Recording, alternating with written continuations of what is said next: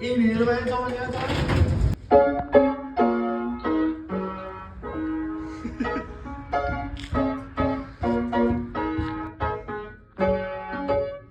Sig noget. Det var sygt lejlighed. Yay! Jesus elsker. Jesus elsker. Jesus Også vores elsker. lejlighed. Jeg har jo så bare lige fået den nyeste installation i varevognen. Det er sådan et lille honung og møller her. Det var bare lige fordi, at jeg tænkte, soveplads er ligegyldigt. Det vigtige det er bare, at man kan spille klaver. Musikken er vores alles. Ej, det er Spørg mig, hvad der lige er sket. Ja, er vi lige kommet igennem IKEA på 10 minutter?